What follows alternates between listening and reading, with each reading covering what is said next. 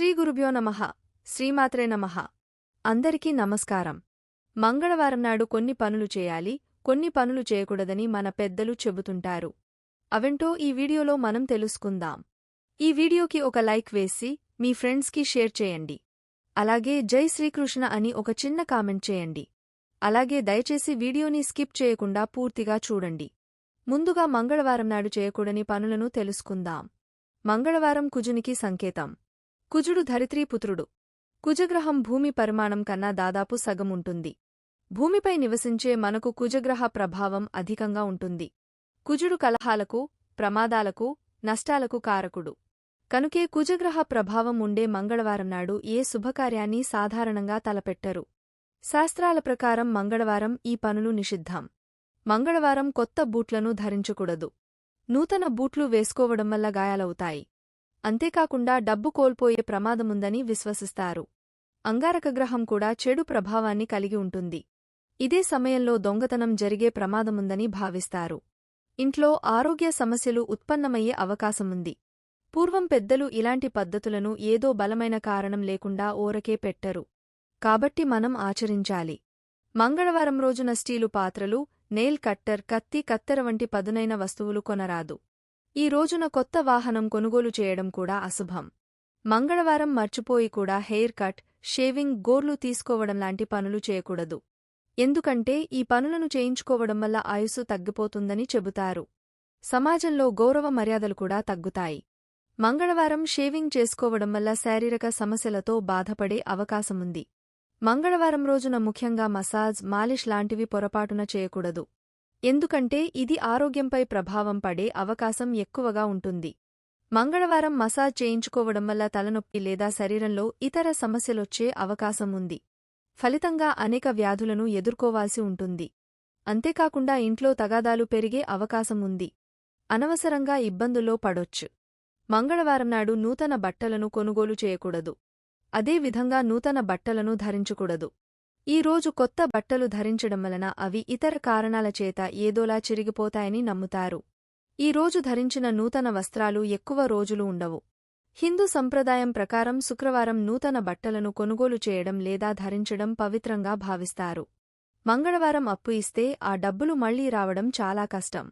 అప్పు తీసుకుంటే అది అనేక బాధలకు, అనవసరమైన పనులకు ఖర్చు అయిపోయి తీరకపోయే ప్రమాదముంది. అయితే దైవ కార్యాలకు, విద్య, వైద్యపరమైన రుణాలకు ఇది వర్తించదు. మంగళవారం తలంటు పోసుకోరాదు. మంగళవారం ప్రయాణాలు చేయరాదు. ముఖ్యమైన ప్రయాణాలు చేయవలసి వస్తే భగవంతుణ్ణి ధ్యానించి ప్రయాణం సాగించాలి. అలాగే మంగళవారం నాడు దూర ప్రయాణాలు చేసేటప్పుడు వెల్లుల్లి దగ్గర పెట్టుకుని ప్రయాణం చేయాలి. మంగళవారం ఉపవాసం చేసేవారు రాత్రిపూట ఉప్పు వేసిన పదార్థాలు తినరాదు. మంగళవారం నాడు చేయవలసిన పనులు గురించి తెలుసుకుందాం. మంగళవారం నాడు అప్పులను తీర్చాలి. బ్యాంక్ లోన్లు, క్రెడిట్ కార్డ్ బిల్లులు వంటివి మంగళవారం నాడు కట్టాలి. మంగళవారం అప్పు తీరిస్తే ఆ అప్పు తొందరగా తీరిపోతుంది. మంగళవారం నాడు అప్పు కట్టడం వల్ల జీవితంలో తిరిగి అప్పు చేయాల్సిన పరిస్థితి రాదని పండితులు చెబుతున్నారు. మంగళవారం నాడు మన బ్యాంకు అకౌంట్లో ఎంతో కొంత మనీ వేయడం వలన అభివృద్ధి అవుతూ ఉంటుంది. మంగళవారం రాహుకాలంలో మధ్యాహ్నం 3 నుండి 4 గంటల 30 నిమిషాల వరకు దుర్గాదేవి దర్శనం, దుర్గా స్తోత్రాలు పారాయణము చేయడం వలన ఆధ్యాత్మిక శక్తి పెరుగుతుంది. మంగళవారం కాళికా దేవిని ధ్యానించడం వలన శత్రువులపై విజయం కలుగుతుంది. కుజునికి ప్రీతిపాత్రమైన ఎరుపురంగు దుస్తులు ధరించడం, ఎరుపురంగు పుష్పాలతో ఇష్ట దైవాన్ని పూజించడం వలన మంచి జరుగుతుంది. జాతకంలో కుజగ్రహం వక్రదృష్టితో చూస్తున్నట్లయితే ఎరుపురంగు వస్త్రాలు ధరించరాదు. మంగళవారం ఆంజనేయస్వామిని ధ్యానించడం వలన ధైర్యం పెరుగుతుంది. సుబ్రహ్మణ్యస్వామి ఆరాధన చేయడం వలన కుజగ్రహం కారణంగా కలిగే అనేక ప్రమాదాలను నివారించవచ్చు. హనుమంతుడిని సింధూరంతో పూజించడం వలన లేదా సుబ్రహ్మణ్యస్వామికి 11 ప్రదక్షిణలు చేయడం వలన, ఆరాధించడం వలన కుజగ్రహ ప్రభావం తగ్గి అనేక ఇబ్బందులు తొలగిపోతాయి. మంగళవారం కోపాన్ని అదుపులో ఉంచుకోవాలి. అలాగే ఈ రోజున ఎవరితోనూ గొడవ పడవద్దు. అంతేకాదు చెడ్డ మాటలు మాట్లాడవద్దు. మంగళవారం నాడు టీవీ, రిఫ్రిజిరేటర్ వంటివి రిపేర్ చేయించుకోవచ్చు. కోర్టు సమస్యలు, కోర్టు వ్యవహారాలను చూసుకోవడానికి ముఖ్యమైన వ్యక్తులతో మధ్యవర్తిత్వం చేసుకోవడానికి మంగళవారం మంచి రోజుగా చెప్పవచ్చు.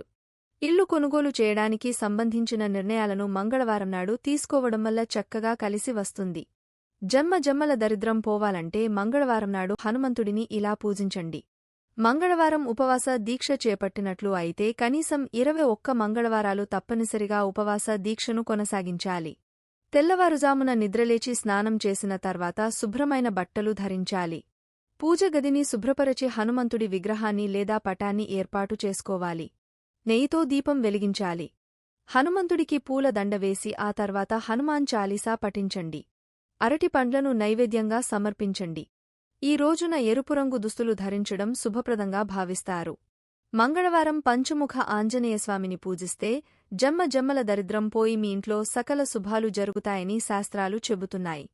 పంచముఖ ఆంజనేయస్వామి అంటే ఆంజనేయస్వామి, హయగ్రీవస్వామి, వరాహస్వామి, నృసింహస్వామి, గరుడస్వామి కలిసిన అత్యంత శక్తివంతమైన అవతారం. భూతప్రేత పిశాచాలను దగ్గరికి కూడా రాకుండా చేసి క్షుద్ర బాధల నుండి కాపాడే శ్రీ పంచముఖ ఆంజనేయుడిని మంగళవారం ఏ విధంగా పూజించాలో చూద్దాం.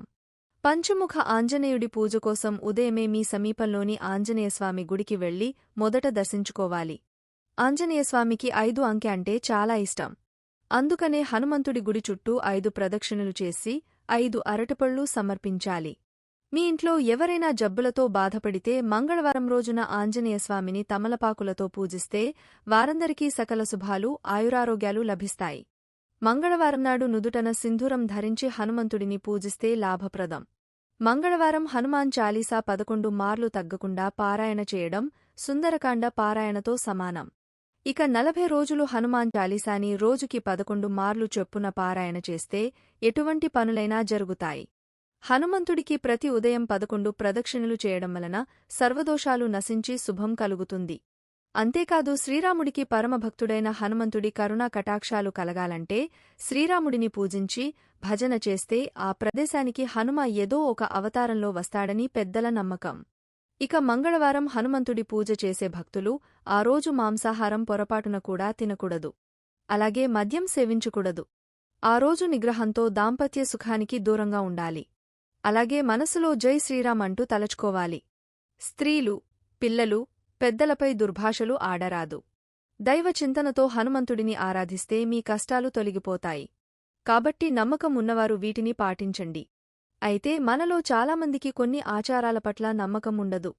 వితండవాదం చేస్తారు. కాని మన పెద్దవాళ్లు పెట్టిన ప్రతి ఆచారంలోనూ సైన్స్ దాగి ఉందని ఆలోచించండి. మనల్ని చూసి మన పిల్లలు నేర్చుకుంటారు అని గుర్తుంచుకోండి. కొంతమందికి మంగళవారం కలిసివస్తుంది. ఎవరి నమ్మకాలు వారివి. ఎవరు ఆచారాలు వారివి. ఈ వీడియో గనుక మీకు నచ్చినట్లయితే ప్లీజ్ లైక్ చేసి మీ ఫ్రెండ్స్కి షేర్ చేయండి. అలాగే మా కొత్త వీడియోస్ మీకు వెంటనే చేరాలంటే మా ఛానల్ని సబ్స్క్రైబ్ చేసుకొని పక్కనే ఉన్నటువంటి బెల్ ఐకాన్ని ప్రెస్ చేయండి. ధన్యవాదములు.